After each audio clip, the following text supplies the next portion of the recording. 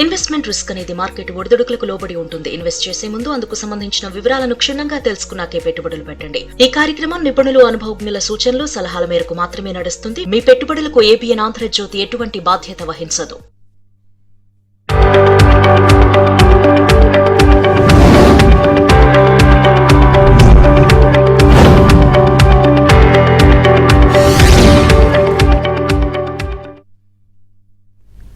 Welcome to ABN business.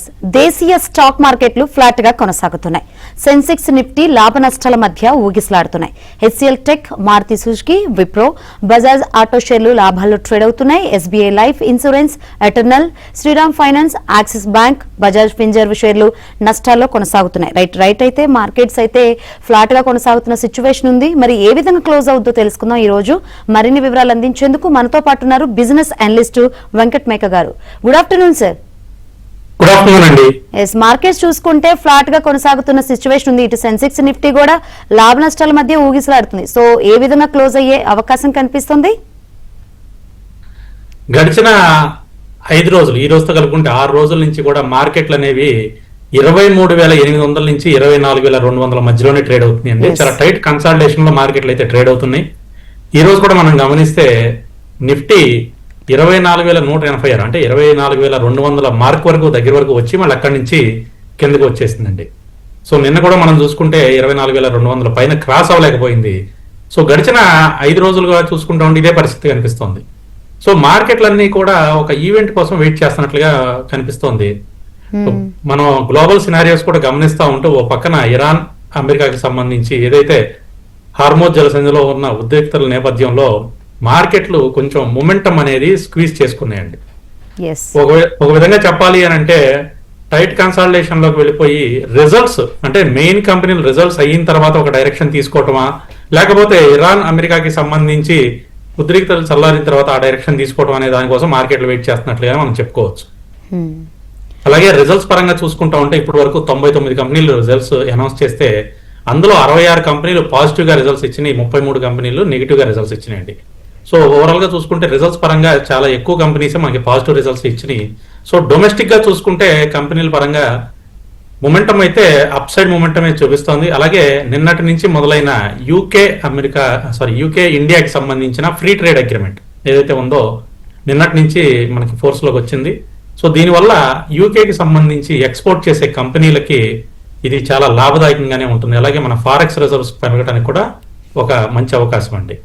So America, ఇరాన్కి సంబంధించిన ఉద్రిక్తలు కొద్దిగా చల్లారి బ్రెంట్ క్రూడ్ ఆయిల్ ధర కొంచెం తగ్గి రూపీ కనుక బలపడుతుందంటే మళ్ళీ నెక్స్ట్ నిఫ్టీ అనేది 26,000 క్రాస్ చేసి పైకి వెళ్తుందండి. ఏదేమైనా ఈ సంవత్సరం చివరికి 26,000 క్రాస్ చేసి నిఫ్టీ పైకి వెళ్ళేటట్లుగా కనిపిస్తోంది. ప్రస్తుతం అయితే బై అండ్ డిప్స్ మోడ్ లోనే మన మార్కెట్లు అయితే ఉన్నాయి. ఈ రోజు కొంచెం స్లైట్ పాజిటివ్ లోనే క్లోజ్ అవడానికి ఛాన్సెస్ కనిపిస్తున్నాయండి. ఎస్ సార్, కాల్ ఉన్నారు, మాట్లాడదాం. ప్రసాద్ గారు, మీ డౌట్ ఏంటో అడగండి. ఏ స్టాక్స్ గురించి తెలుసుకోవాలనుకుంటున్నారు? సార్ నమస్కారం వెంకట్ గారు. సార్ ఇది Maurya Udyog limited, MAURIA Udyog limited, Maurya Udyog limited. ఇదొకటి కొంచెం చెప్పండి సార్. 14 రూపీస్ లో తీసుకున్నాను. దీనికి ఏంటి అంటే కంపెనీ ప్రాఫిట్స్ ఉన్నాయి కానీ బట్ కొంచెం దీని గురించి డీటెయిల్ గా చెప్పండి సార్. ఎప్పుడు తీసుకున్నారండి?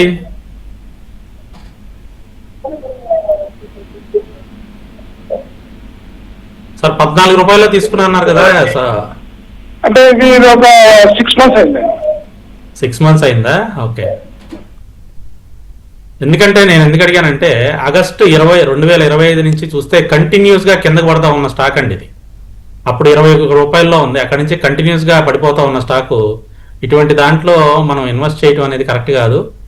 సో పైకి వచ్చే ఛాన్సెస్ ఉన్నాయా అంటే చాలా స్లిమ్ గానే కనిపిస్తున్నాయి. క్వాంటిటీ కనుక తక్కువ ఉంటే ఎగ్జిట్ అయిపోమని నా సలహా అండి. రైట్ అండి. మరో కాల్ ఉన్నారండి. హరినాథ్ గారు, మీ డౌట్ ఏంటో అడగండి. నమస్తే సార్. సార్ MRPL 168 లో తీసుకున్నాను. తర్వాత సెయిల్ 182 లో తీసుకున్నాను. కొంచెం ఎలా ఉంటుందో చెప్పండి సార్. MRPL ఎంత అండి? 168 లో తీసుకున్నాను సార్. 168 పాజిటివ్ లోనే ఉన్నారు. ఈ రోజు కూడా 9.53% పెరిగింది. సో రిజల్ట్స్ కూడా ఉన్నాయి ఈరోజు.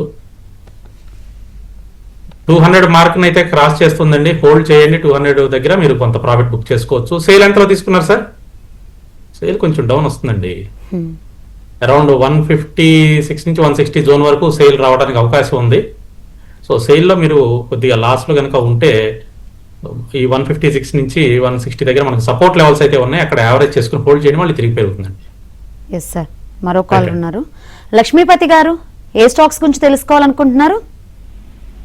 నమస్కారం మేడం గారు, గుడ్ ఆఫ్టర్నూన్ వెంకట్ గారు. ఎన్ఎస్డిఎల్ 29% లాస్ లో ఉన్నానండి. తర్వాత టీవీఎస్ మోటార్స్ ప్రాఫిట్ లో ఉన్నాను. ఈ రెండు హోల్డ్ చేయమంటారా, exit అవ్వమంటారా?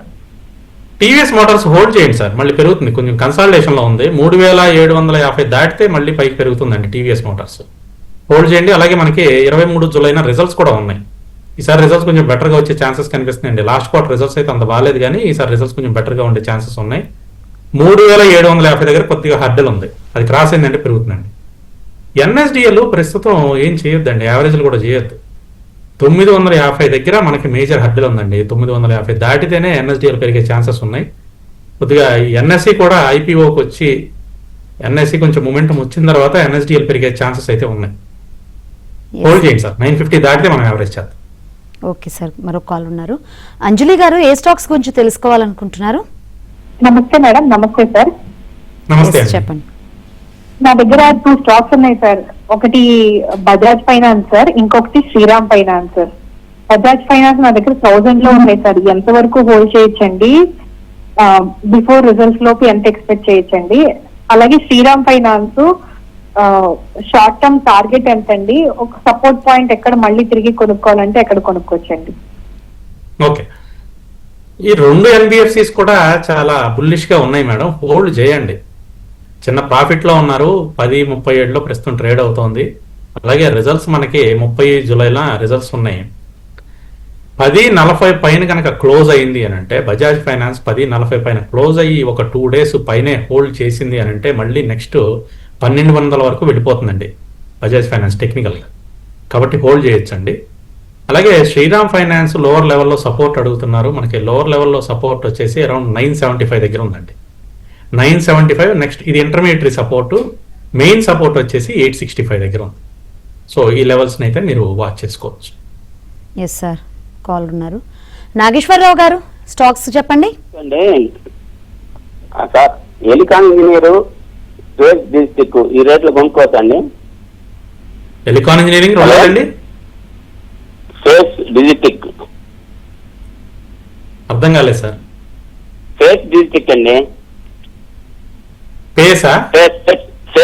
Okay okay Face okay అండి, అంటే పేస్ డిజిటెక్. Yes. 200 రూపాయలు ఉంది, 214. అవునండి, అవును. ఎలికాన్ ఇంజనీరింగ్ పేస్ ఏ రేట్ లో కొనుక్కోవచ్చు? ఎలికాన్ ఇంజనీరింగ్ అయితే ఇప్పుడే వద్దండి, కొద్దిగా మనకి కన్సాలిడేషన్ జోన్ లో కనిపిస్తుంది అండ్ డౌన్ ట్రెండ్ కనిపిస్తుంది, అవాయిడ్ చేయండి. పేస్ డిజిటెక్ కూడా ఈ ప్రైస్ లో అయితే వద్దు, 220 దాటిన తర్వాత తీసుకోండి. ఎస్ సార్, కాల్ ఉన్నారు, మాట్లాడదాం సార్. రామకృష్ణ గారు, స్టాక్స్ చెప్పండి. సార్, ఇది టాటా పవర్ అవుతాను, బిర్లా సాఫ్ట్ ఈ రేట్లో కొనుక్కోవచ్చా సార్? టాటా పవర్ ఇప్పుడే వద్దండి, 390 దాటితే తీసుకోండి. Birla soft sir, Birla soft. Birla soft వచ్చేసి మనకి ప్రస్తుతం 290లో ఉంది, బాగా డౌన్ ట్రెండ్ లో ఉంది కదండి. ఎస్, ఫిబ్రవరి 2024 దగ్గర నుంచి చూసుకుంటే కంటిన్యూస్ డౌన్ ట్రెండ్, మధ్యలో కొద్దిగా పైకి వచ్చినట్టు ఉంది కానీ సెల్ అండ్ రైజ్ లోనే ఉంది. ఇప్పుడు కూడా కిందకు వచ్చే ఛాన్సెస్ ఎక్కువగా ఉన్నాయండి, పైకి వచ్చే సూచనలు తక్కువగా ఉన్నాయి, అవాయిడ్ చేయండి సార్ ఈ స్టాక్ ని. Yes sir. సార్, మనం ఇంతకు ముందు డిస్కస్ చేసినట్లు నిఫ్టీ 24,000 దగ్గర రేంజ్ బౌండ్ లో ఉంది. సో ఎప్పుడు క్లియర్ ట్రెండ్ ఎక్స్పెక్ట్ చేయొచ్చు అండి సార్? 24,200 దాటాలండి. హయ్యర్ లెవెల్ 24,200 బ్రేక్ అయితేనే పైకి వచ్చే ఛాన్సెస్ ఉన్నాయి. బ్రేక్ అవడం అంటే ఇంట్రాడేలో ఉన్న ఇలా పైకి రావడం కాదు, క్లోజింగ్ బేసిస్ లో, అంటే డే క్లోజింగ్ వచ్చేసి 24,200 పైన క్లోజ్ అవ్వాలండి. ఓకే, లేదు డౌన్ సైడ్ అయితే 23,800 కన్నా కింద క్లోజ్ అయిందంటే మాత్రం downside flood gates open అయినట్లే, స్పీడ్ గా కిందకి వెళ్ళిపోతుంది. ఎస్, అదే అంతే విధంగా కావేరీ హాస్పిటల్స్ KMCSHIL షేర్స్ ఈ ప్రైస్ లో బై చేయొచ్చా షార్ట్ టర్మ్ కోసం సార్? కావేరీ కూడానండి, hospitals Kaveri. Yes, Kaveri seeds అయి ఉంటుందండి. KMCSHAL. ఏదండి? KMCSHAL. Okay KMC speciality hospitals అండి అది. ఓకే. కరెంట్ ప్రైస్ లో బై చేయొచ్చండి. 134.90 కరెంట్ ప్రైస్ లో బై చేయొచ్చు. చాలా బుల్లిష్ గా ఉందండి. సో లాస్ట్ ఇయర్ ఏప్రిల్ నుంచి చూసుకుంటే, అంటే ఆల్మోస్ట్ 1 year నుంచి చూసుకుంటే చాలా బుల్లిష్ గా ఉంది. అప్పట్లో మనకి 60 రూపాయల్లో ఉండే స్టాక్ ఇవాళ 134 వెళ్ళిపోయింది. 1 year లో మోర్ దెన్ డబుల్ అయిపోయింది స్టాక్. ఇంకా పెరిగే ఛాన్సెస్ ఉన్నాయండి. కరెంట్ ప్రైస్ లో తీసుకోవచ్చు. Okay right. మరో కాల్ ఉన్నారు సార్. ఎస్ కామేశ్వరరావు గారు, ఏ స్టాక్స్ గురించి తెలుసుకోవాలనుకుంటున్నారు? నమస్తే అండి. నమస్తే వెంకటేష్ గారు. నమస్తే అండి. హలో. ఎస్ చెప్పండి సార్. సార్ పవర్ మెక్ 2650 కొన్నా అండి. హలో చెప్పండి స్టాక్ పేరు ఏంటండి? పవర్ మెక్ ఓకే. 2650 కొన్నాను. లాంగ్ టర్మ్ ఉంచుకోవచ్చా లేదా ఎగ్జిట్ అయిపోమంటారు? లాంగ్ టర్మ్ అని కాదు కానండి, ఇది స్వింగ్ ట్రేడింగ్ స్టాక్ అండి. కొద్దిగా పైకి కిందకి మనకి మూమెంటం ఇస్తూ ఉంది. 2600 తీసుకున్నారు, ప్రస్తుతం 2578 ఉంది. హోల్డ్ చేయండి. 3000 వరకు హోల్డ్ చేయొచ్చు. 3000 దగ్గర ప్రాఫిట్ బుక్ చేయండి. మళ్ళీ కిందకి వచ్చినప్పుడు మళ్ళీ బై చేయండి. Okay. KEC international and Vedanta aluminium fresh buying చేయొచ్చా అని అడుగుతున్నారు సార్ ప్రెసెంట్ రేట్ లో.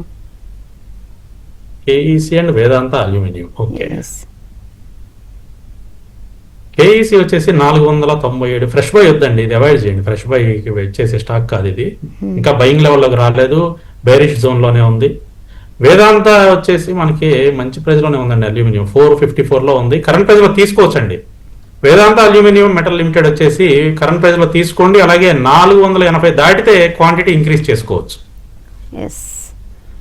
మరో కాల్ ఉన్నారండి. లక్ష్మి గారు, స్టాక్స్ నేమ్స్ చెప్పండి. వెంకట గారు నమస్కారం అండి. నమస్తే అండి. అమర్ రాజా ఒకటి, HFCL ఒకటి కొనుక్కోవచ్చండి ఈ రెండు? అమర్ రాజా రెండోది HFCL మీరు చెప్పారు ఒకసారి, యూట్యూబ్ లో చెప్పారు మీరు, కొనుక్కోవచ్చని. ఆల్రెడీ HFCL అదే హిమాచల్ టీచర్స్ అండి. HFCL అండి సార్. HFCL నేను అడిగింది అదేనండి. HFCL లిమిటెడే కదా అని అడుగుతున్నాను. అవునండి. ఓకే. ముందు కొన్నానండి, 190లో కొన్నాను. ఉంచారా తీసేశారా? 300 కొన్నాను. ఉన్నాయండి. ఉన్నాయా? ఉంచండి అయితే. ఉంటే 224లో ఉంది. హోల్డ్ చేయండి, ఇంకా పెరుగుతుందండి. ఓకే అండి. ఈ పేరు అమర్ రాజా కొనుక్కోవచ్చా ఈ రేట్ లో? సో HFCL వచ్చేసి ఒక్క నిమిషం నేను టార్గెట్ కూడా చెప్తాను మీకు. 270 వరకు ఉందండి టార్గెట్. 270 వరకు హోల్డ్ చేసుకోవచ్చు HFCL. అమర్ రాజా వచ్చేసి కొంచెం తక్కువ క్వాంటిటీతో 920 దాటిన తర్వాత తీసుకోండి. ఇప్పుడే వద్దు, కొంచెం తక్కువ క్వాంటిటీతో 920 దాటిన తర్వాత తీసుకుని 960 దాటితే క్వాంటిటీ ఇంక్రీజ్ చేయండి. US ఇరాన్ అన్సర్టనిటీ వల్ల క్రూడ్ ఆయిల్ పెరిగింది. సో ఇది ఎంతవరకు మన ఇండియన్ మార్కెట్స్ పై ఇంపాక్ట్ కనిపిస్తుంది సార్? ఇవాళ ఆయిల్ లేకుండా ఏమున్నాయండి? పెయింట్లకి ఆయిల్ కావాలి, రబ్బర్కి ఆయిల్ కావాలి, ప్రతిదానికి మనకి అసలు ఆయిల్ లేకుండా నిత్య జీవితంలో ఏది లేదు. సో ఎప్పుడైతే మనకి ఆయిల్ మనం దేశీయ అవసరాల కోసం ఇంపోర్ట్ చేసుకునే దాంట్లో 85% ఇంపోర్ట్ చేసుకుంటున్నాం. క్రూడ్ ఆయిల్ 85% మనం ఇంపోర్టే దేశీయ అవసరాలకి. సో 85% ఇంపోర్ట్ చేసుకునే వస్తువు మనకి విపరీతంగా పెరుగుతుంది అని అంటే మనకి విదేశీ మార్గద్రవ్యం ఎంత వెళ్ళిపోతుంది బయటికి. దానికి తోడు ఇవాళ డాలర్ టు రూపీ వాల్యూ 96కి వచ్చేసిందండి. 96 దాటి వెళ్ళిపోయింది. సో మొన్నటిదాకా 90 వరకు రావడమే కష్టం అనుకుంది, అక్కడి నుంచి చాలా స్పీడ్గా 96కి వచ్చేసిందండి. అంటే మనం డాలర్లో కొనుక్కోవాలి, ఆ కొనుక్కునే డాలర్లు కూడా కాస్ట్లీ అయిపోయినాయి, కొనుక్కునే వస్తువు కాస్ట్లీ అయిపోయింది. దీనివల్ల నిత్యావసరాలకు సంబంధించిన అన్ని కూడా పెరిగే ఛాన్సెస్ ఉంటాయండి. కాబట్టి ఇరాన్ అమెరికాకి సంబంధించిన యుద్ధం తొందరగా సమస్య పోతే ఈ బ్రెంట్ క్రూడ్ ఆయిల్ మళ్ళీ ప్రీవియస్ లెవెల్స్ కి 70 ఆ జోన్ కనుక వస్తే చాలా వరకు కూడా మళ్ళీ మన దేశ ఆర్థిక పరిస్థితి ఒక గాడిలో పడినట్టు అవుతుందండి. ఎస్, కాల్ రన్నర్ మాట్లాడదామండి. సతీష్ గారు, స్టాక్స్ నేమ్స్ చెప్పండి. నమస్తే వెంకట గారు. నమస్తే అండి. సార్ ఇది నా దగ్గర JSW ఇన్ఫ్రా ఒకటి, 50 ఒకటి, రెండు 30% ప్రాఫిట్ లో ఉన్నాను. ప్రాఫిట్ బుక్ చేసి ఎగ్జిట్ అవ్వమంటారా? ఇంకోటి A5 తీసుకోవచ్చా? క్యూపిడ్ హోల్డ్ చేయండి కొద్దిగా. ఈ రోజు ఒక చిన్న ప్రాఫిట్ బుకింగ్ జరుగుతుంది కానీ బట్ పెరుగుతుందిలేండి, మళ్ళీ ఇబ్బంది ఏమి లేదు. ఎక్కువ క్వాంటిటీ ఉన్నాయా క్యూపిడ్? ఉన్నాయి సార్ 500. 500 ఉంటే కొంత ప్రాఫిట్ బుకింగ్ చేయండి, మిగతా అది హోల్డ్ చేయండి. మళ్ళీ కిందకు వస్తే మళ్ళీ యాడ్ చేద్దాం క్యూపిడ్ని. జేఎస్డబ్ల్యూ ఇన్ఫ్రా కూడా ప్రాఫిట్లోనే ఉన్నారా? జేఎస్డబ్ల్యూ ఇన్ఫ్రా మళ్ళీ పెరుగుతుందండి. 350 పైన మళ్ళీ క్లోజ్ అయిందంటే పైకి వెళ్ళిపోతుంది. జేఎస్డబ్ల్యూ ఇన్ఫ్రా కూడా హోల్డ్ చేయొచ్చండి, ఇబ్బంది ఏం లేదు. ఏథర్ ఎనర్జీ ఫ్రెష్ బై చేయొచ్చా? ఎస్, ఫ్రెష్ బై చేయొచ్చండి. ఈరోజు అంటే నిన్న బాగా పెరిగింది కదా కొంచెం, ఈరోజు చిన్న ప్రాఫిట్ బుకింగ్ జరుగుతుంది. సో 1200 అట్లా వచ్చినప్పుడు ఇంకొక 50-60 రూపాయలు కిందకు వచ్చిన తర్వాత ఫ్రెష్ బైయింగ్ ఏథర్ ఎనర్జీలో ప్లాన్ చేయండి. రైట్. ఎంట్రీ లెవెల్ గురించి అడుగుతున్నారు సార్. HUDCO హట్కో ఎంట్రీ లెవెల్ కావాలండి. హట్కో ఇప్పుడే వద్దండి, అవాయిడ్ చేయండి. 225 దాటే వరకు కూడా ఫ్రెష్ ఎంట్రీస్ ప్లాన్ చేయదు హట్కోలో. ఎస్, కాల్ ఉన్నారండి. రామచంద్రరావు గారు, స్టాక్స్ నేమ్స్ చెప్పండి. నమస్తే సార్. నమస్తే అండి. నమస్తే అండి. సార్ మనం బొండాడ 345 లో ఉందండి, యావరేజ్ చేయొచ్చండి ఏమన్నా? బొండాడ 345 292.25 లో ప్రస్తుతం ట్రేడ్ అవుతుందండి. 290 దగ్గర మేజర్ సపోర్ట్ ఉందండి బొండాడాకి. Okay sir. 290 బ్రేక్ అవ్వకుండా ఒక 2 days వెయిట్ చేయండి. మండే వరకు చూడండి సార్. ఈ రోజు రేపు, ఈ రోజు ఆల్మోస్ట్ అయిపోవచ్చింది. రేపు కూడా అదే సార్, అదే చెప్తున్నాను. 2 days చూడండి, ఈ రోజు రేపు చూడండి. మండే వరకు కూడా మనకి 290 బ్రేక్ అవ్వలేదు. అక్కడి నుంచి పాజిటివ్ గా ఏ రోజైతే క్లోజ్ అవుతుందో పాజిటివ్ గా క్లోజ్ అవ్వాలండి. పాజిటివ్ గా క్లోజ్ అయ్యి 290 పైన క్లోజ్ అయితే అప్పుడు యావరేజ్ చేయండి. మీరు గమనిస్తే బొండాడ ఇంజనీరింగ్ లాస్ట్ 11 days నుంచి కూడా నెగిటివ్ క్లోజింగ్ లోనే ఉంటుంది. సో ఒకరోజు కూడా పాజిటివ్ రాలా. అందుకని ఒక పాజిటివ్ క్లోజింగ్ కోసం వెయిట్ చేయండి. 290 పైన పాజిటివ్ క్లోజింగ్ జరగాల, అక్కడ యావరేజ్ చేయండి. Yes sir. మరో కాల్ ఉన్నారు. రామయ్య గారు, నమస్తే మేడం. ఎస్ చెప్పండి స్టాక్స్ నేమ్స్. మాకు కైన్స్ టెక్నాలజీ అండి. కైన్స్ టెక్నాలజీ. నమస్తే అండి. నాకు కైన్స్ టెక్నాలజీ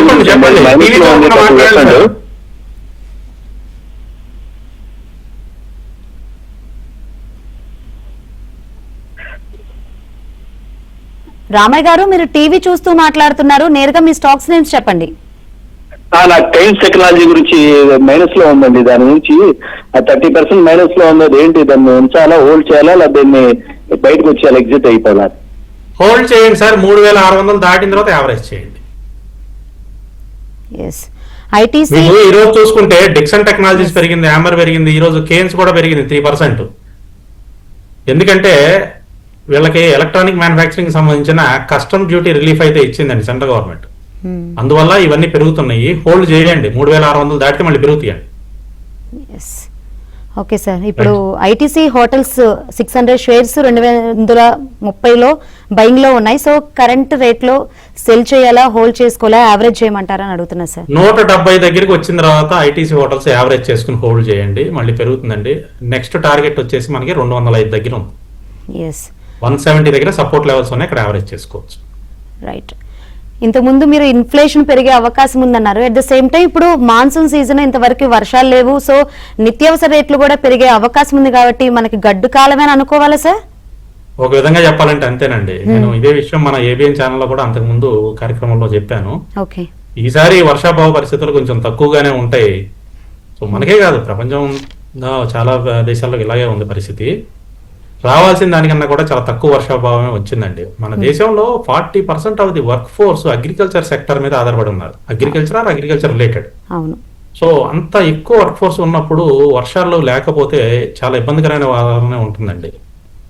కాబట్టి ఈ సంవత్సరం కొంచెం ఇబ్బందికరంగానే కనిపించేటట్లుగా ఉంది. Yes sir. కాల్ ఉన్నారు. అపర్ణ గారు, మీ స్టాక్స్ నేమ్స్ చెప్పండి. నమస్తే మేడం. నమస్తే సార్. నమస్తే అండి, చెప్పండి. నమస్తే. నా దగ్గర ఏంజిల్ వన్ ఉన్నాయి సార్ 270 యావరేజ్ లో. అది యాక్చువల్లీ రిజల్ట్స్ వచ్చింది కదా సార్. సో దాని గురించి మీ వ్యూ చెప్పండి, long term and short term. అలాగే సార్ ఇప్పుడున్న పరిస్థితుల్లో CG పవర్ తీసుకోవచ్చండి, ఏ ప్రైస్ దగ్గర తీసుకోవచ్చండి, దాని గురించి short term, long term targets చెప్పండి సార్. ఓకే, ఒక్కసారి ఏంజల్ వన్ మీ క్వశ్చన్ ఏంటండి? నిన్న రిజల్ట్స్ వచ్చినాయి కదా, దాని గురించి చెప్పమంటారా? 270 యావరేజ్ లో ఉన్నాయి సార్. నేను హోల్డ్ చేస్తాను, నేను లాంగ్ టర్మ్ హోల్డర్ ని. So okay okay. ఎంతవరకు హోల్డ్ చేయొచ్చండి? రిజల్ట్స్ వచ్చాయి కదా, సో అందుకు రిజల్ట్స్ అయితే ఇయర్ ఆన్ ఇయర్ రిజల్ట్స్ బాగున్నాయండి. 26% రెవెన్యూ పెరిగింది, అలాగే నెట్ ప్రాఫిట్ కూడా 102% పెరిగింది. సో కాకపోతే కాంపిటేటర్ గా ఏంజల్ 1 కి మనకి గ్రో వచ్చిందండి. క్వార్టర్ ఆన్ క్వార్టర్ చూసుకుంటే ఏంజల్ 1 రెవెన్యూ 2% డౌన్ అయిందండి, నెట్ ప్రాఫిట్ కూడా 22% డౌన్ అయింది. క్వార్టర్ ఆన్ క్వార్టర్ పర్ఫార్మెన్స్ లేదు. రీసెంట్ గా చూసుకుంటా ఉంటే గ్రో వచ్చేసి ఏంజల్ 1 ని బీట్ చేసుకుని పైకి వచ్చేస్తాను. సో ఇటువంటి పరిస్థితుల్లో మనం ఏంజల్ 1 హోల్డ్ చేసుకోవచ్చు అంటే టెక్నికల్ గా కూడా కొంత ప్రాఫిట్ బుకింగ్ జరిగేటట్లుగా ఇక్కడ కనిపిస్తోందండి. మీరు ఆల్రెడీ ప్రాఫిట్ లో ఉన్నారు కాబట్టి ఒక 50% ఆఫ్లోడ్ చేసేయండి, 50% ప్రాఫిట్ బుక్ చేసుకోండి. ఇక్కడ కిందకు వస్తే మళ్ళీ మనం అప్పుడున్న పరిస్థితుల ప్రకారం మళ్ళీ నెక్స్ట్ క్వార్టర్ చూసుకుని అనాలిసిస్ చేసుకుని తీసుకుందాం. కాకపోతే ఇప్పుడున్న పరిస్థితుల్లో క్వార్టర్ ఆన్ క్వార్టర్ రిజల్ట్స్ అయితే అంత బాగాలేదు, ఇయర్ ఆన్ ఇయర్ బాగుంది కానీ. సో ఇప్పుడు కొంచెం అయితే ఏంజల్ 1 లో కొంత ప్రాఫిట్ బుక్ చేసుకోండి. అండ్ సీజీ పవర్ తీసుకోవచ్చు అని అడుగుతున్నారు. ఈ ప్రైస్ లో అయితే వద్దండి, కొంచెం కిందకు వచ్చిన తర్వాత తీసుకోండి. అరౌండ్ 890 ఆ జోన్ దగ్గర మనకి ప్రాఫిట్ సపోర్ట్ లెవెల్స్ ఉన్నాయి. సో 890 ఆ లెవెల్ దగ్గర మీరు సీజీ పవర్ లో బుల్లిష్ చూసుకుని, బుల్లిష్ అంటే కొంచెం ఆ రోజు మనకి పాజిటివ్ లో కనుక క్లోజ్ అయింది అని అంటే 890 వరకు వచ్చి పాజిటివ్ గా కనుక క్లోజ్ అయింది అని అంటే అప్పుడు సీజీ పవర్ లో ఎంట్రీ ప్లాన్ చేసుకోండి. ఇప్పుడైతే వద్దు, వస్తుందండి, కిందకైతే వస్తుంది. ఎస్ సార్, యాక్చువల్లీ నిన్న యుఎస్ ఇన్ఫ్లేషన్ డేటా కంట్రోల్లోనే ఉంది. సో అంటే రేట్స్ కూడా హైక్ అయ్యే ఛాన్సెస్, ప్రాబిలిటీస్ చాలా తక్కువ ఉంది. మన మార్కెట్స్ మీద ఏమైనా ఇంపాక్ట్ అయ్యే ఛాన్స్ ఉందా సార్? సింపుల్ గా ఒకటి చెప్పుకుందాం మేడం, గవర్నమెంట్ ఇన్ఫ్లేషన్ రేట్ ఎంత ఉందండి? 4.5% అరౌండ్. మనకి ఇండియా గవర్నమెంట్ గురించి చెప్పుకుందాం. కానీ బయటికి వెళ్తే వస్తువులు మనకి ఆ ఇన్ఫ్లేషన్ లో దొరుకుతున్నాయా? ఇవాళ పిల్లల స్కూల్ ఫీజు కట్టాలంటే ఏ స్కూల్కి వెళ్ళినా 10% హైక్ చేస్తున్నారు. ఇన్ఫ్లేషన్ 4.5 ఎట్ వచ్చిందండి మరి. కాబట్టి అవన్నీ ఊరికి పేపర్లో చెప్పుకునే నెంబర్లేనండి. సో వాస్తవ పరిస్థితుల ప్రకారం అయితే ఇన్ఫ్లేషన్ చాలా ఎక్కువగానే ఉంది బయట చూసుకుంటా ఉంటే మార్కెట్ ప్రాక్టికల్ గా మనం మాట్లాడుకుంటే. సో మీడియాలో ఇవన్నీ ఎట్లా ఉంటాయంటే ఇది ఏదో రాజకీయ కామెంట్ లాగా ఉంటాయి, కానీ ఇది రాజకీయం కాదండి. వాస్తవంగా చెప్పుకోవాలి అని అంటే ఇన్ఫ్లేషన్ చాలా ఎక్కువగానే బయట ఉందండి వాస్తవంగా. ఇవాళ ఏది కొనాలన్నా కూడా కొంచెం ఎక్కువగానే కనిపిస్తుంది. ఆ నెంబర్లకే రిలీజ్ అయ్యే నెంబర్లకి చాలా వ్యత్యాసం ఉంటుంది. యుఎస్ ఏం అతీతం కాదు, యుఎస్ కూడా అంతేనండి, ఎక్కడైనా అలాగే జరుగుతూ ఉంటుంది. సో బయటికి కనిపించే నెంబర్లు వేరే ఉంటాయండి, వాస్తవంగా వాళ్ళు రిలీజ్ చేసే నెంబర్లు వేరే ఉంటాయి. సో ఇన్ఫ్లేషన్ ఒక్కటే కాదండి, అక్కడ మనం చూసుకోవాల్సింది ఏంటంటే జాబ్లెస్ క్లెయిమ్స్ ఎట్లా ఉన్నాయి, నాన్ ఫామ్ పేరోల్ డేటా ఎలా ఉంది, ఇలా చాలా ఎకనామిక్ పాయింట్స్ ఉంటాయండి. అవన్నీ చూసుకోవాలి. అవన్నీ చూసుకున్న తర్వాతే ఓకే ఈ దేశ ఆర్థిక పరిస్థితి కొంచెం పర్వాలేదు అన్నట్లుగా మనం చెప్పుకుంటాం. ఇలా ఒక 20-30 పాయింట్లు ఉంటాయండి, అవన్నీ చూసుకోవాలి. మన సమయం వల్ల ఏమైనా నేను చర్చించలేకపోతున్నాను, కానీ చాలా పాయింట్లు ఉంటాయండి మనం చెప్పుకోవాల్సింది. ఇప్పుడు ఇంకా రిజల్ట్స్ టైం నడుస్తుంది కాబట్టి ఐటీ స్టాక్స్ ఏమన్నా వచ్చే ఛాన్స్ ఏమైనా ఉన్నాయా అండి కొత్తగా? అంటే ఏమన్నా ఏ ఇంపాక్ట్ ఏమైనా కనిపిస్తుందా ఐటీ స్టాక్స్ మీద? ఐటీ ఈ రోజు బాగానే ఉందండి. ఈ రోజు విప్రో రిజల్ట్స్, అలాగే టెక్ మహీంద్రా రిజల్ట్స్, మొన్న టీసీఎస్ రిజల్ట్స్ వచ్చినాయి. అంటే ఐటీకి సంబంధించి చూసుకుంటే ఈసారి రిజల్ట్స్ కొంచెం అంటే పర్ఫార్మెన్స్ తగ్గట్టుగా ఉండకపోవచ్చు అని చెప్పి వాళ్ళే చెప్తున్నారు due to AI. But next quarter కి ఎలా ఉండబోతుంది అనేది కూడా గైడెన్స్ వాళ్ళు చెప్తున్నారు. టీసీఎస్ చాలా క్లియర్ గా చెప్పింది, మాకు ఏఐ వల్ల రెవెన్యూలు పెరుగుతున్నాయి, కాకపోతే ప్రాజెక్టులు రెగ్యులర్ గా ఉండే ప్రాజెక్టులు మనకి 3 సంవత్సరాలు 5 సంవత్సరాలు 10 సంవత్సరాలు అట్లా ఉంటాయి. ఏఐ వల్ల వచ్చే ప్రాజెక్ట్స్ కేవలం 1 or 2 క్వార్టర్స్ వరకే మనకి ప్రాజెక్ట్ సస్టైనబిలిటీ ఉంటుంది, ప్రాజెక్ట్ డ్యూరేషన్ తక్కువగా ఉంటుంది. కాబట్టి ప్రతిసారి మేము కొత్త ప్రాజెక్టులకు వెతుక్కోవాల్సిన అవసరం ఉంటుంది ఏఐ వలన. సో ఇక్కడ మాకు కొంచెం రెవెన్యూస్ అప్ అండ్ డౌన్ వచ్చే ఛాన్సెస్ ఉన్నాయని చెప్పేసి వాళ్ళు క్లియర్గా చెప్పారండి. అలా అని చెప్పేసి రెవెన్యూస్ తగ్గుతాయని ఏం చెప్పలేదు. అండ్ ఇంకొకటి చాలా మంది ఏంటంటే ఏ వల్ల జాబులు తగ్గుతాయేమో ఐటీ సెక్టర్ లో అన్నారు, కానీ టీసీఎస్ చాలా క్లియర్గా చెప్పింది జాబులు మేము కొత్త జాబులు అయితే తీసుకుంటున్నాం, ఏకి మాకు ఇంకా జాబ్స్ కావాలి అని కూడా చాలా క్లియర్గా చెప్పారు. సో జాబులు పోతాయని భయపడక్కర్లేదు, అలాగే రెవెన్యూ తగ్గుతుందని కూడా భయపడక్కర్లేదు, రెవెన్యూ పెరుగుతుందండి, ఇబ్బంది ఏం లేదండి. నెక్స్ట్ క్వార్టర్కే అంతా సర్దుమణుగుతుంది, మళ్ళీ ఐటీ సెక్టర్ పెరుగుతుందండి.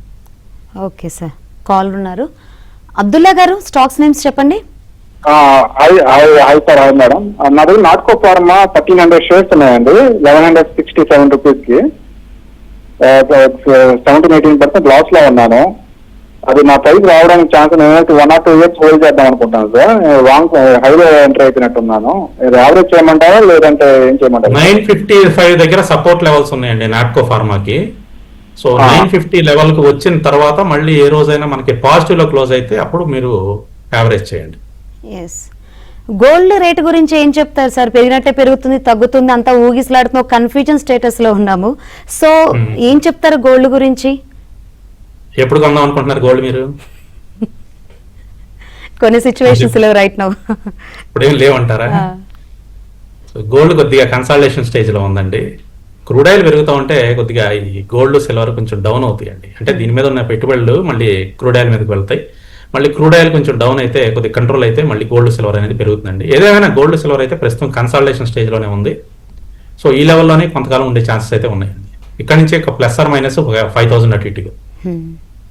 Right sir. Ola electronic and Jyoti labs average చేయొచ్చా? ఆల్రెడీ 40% లాస్ లో ఉన్నారు. Ola electric and Jyoti labs yes 40% loss లో ఉన్నారండి. Okay okay. ఓలా వచ్చేసి మనకి అరౌండ్ 40.32 లో ఉంది. ఈ ప్రైస్ లో అయితే వద్దండి. ఏదైనా 46 దాటిన తర్వాత యావరేజ్ చేయాలి. ఓలా ఎలక్ట్రిక్ 46 దాటిన తర్వాత యావరేజ్ చేయొచ్చు. అలాగే జ్యోతి ల్యాబ్స్ కూడా మనకి 185 దగ్గర సపోర్ట్ లెవెల్స్ ఉన్నాయి. 23 జూలైన రిజల్ట్స్ ఉన్నాయండి. ఓకే. సో రిజల్ట్స్ వరకు వెయిట్ చేసి 185 సపోర్ట్ బ్రేక్ చేయకుండా పైన ఉంటే